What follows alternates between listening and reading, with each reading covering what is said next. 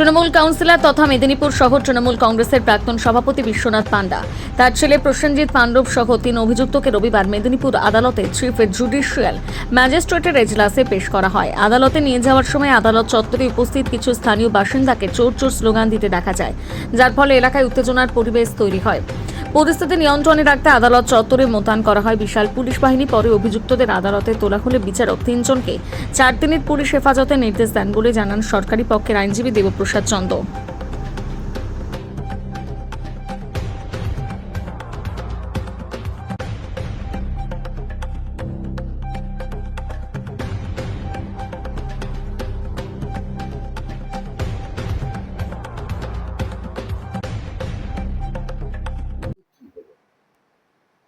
আজকে বিশ্বনাথ পাণ্ডব এবং তার আর হচ্ছে প্রসেনজিৎ পাণ্ডব আর রঞ্জিত পাণ্ডব, এদের আজকে অ্যারেস্ট করে কোর্টে আনা হয়েছিল এবং তাদের পুলিশ ফাইলে তাদেরকে হলো তাদের পুলিশ তাদের 5 দিনের রিমান্ড চেয়েছিলেন, আর কোর্ট 4 দিন অ্যালাউ করেছেন।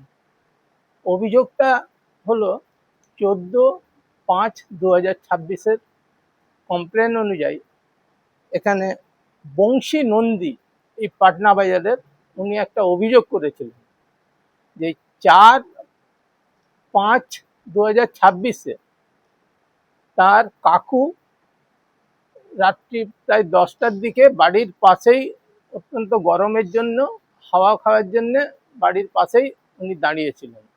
সেই সময় এই রঞ্জিত পাণ্ডব, বিশ্বনাথ পাণ্ডব আর ছেলে প্রসেনজিৎ পাণ্ডব, তার স্ত্রী দীপিকা পাণ্ডব এবং তার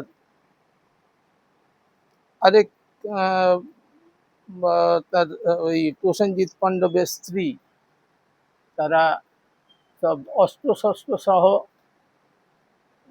মানে লোহার রড টড সহ এইসব তার উপর আক্রমণ, তাকে বিভিন্নভাবে গালাগালি করে, তারপরে তার উপর চড়াও হয় এবং তার সেই অস্ত্র দিয়ে, তাদের থাকা অস্ত্র দিয়ে এরকম তাকে আঘাত করে এবং তার মাথায়, হ্যাঁ, সেই জন্যে হসপিটালে ভর্তি হয়। তার এই ভাইপো হসপিটালে ভর্তি করে এবং তার কেউ না থাকার জন্য ভাইপো পরে, সে সুস্থ হওয়ার পর কিছুটা, তার ভাইপো করে কমপ্লেন করে থানায়। আর এতে আপনার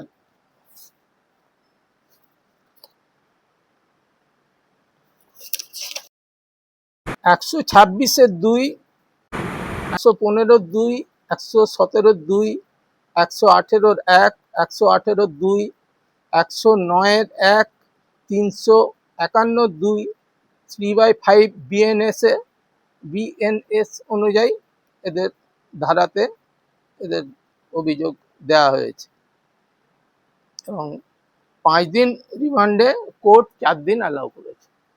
মূলত কোনটার উপরে ভিত্তি করে ওনাকে জামিন দেওয়া হবে?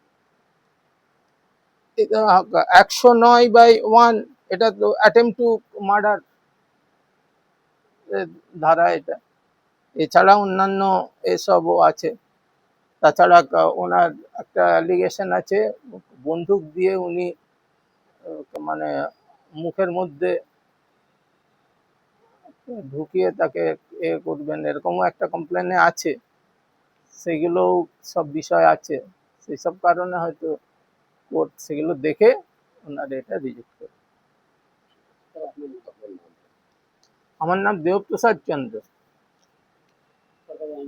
সরকারি আইন।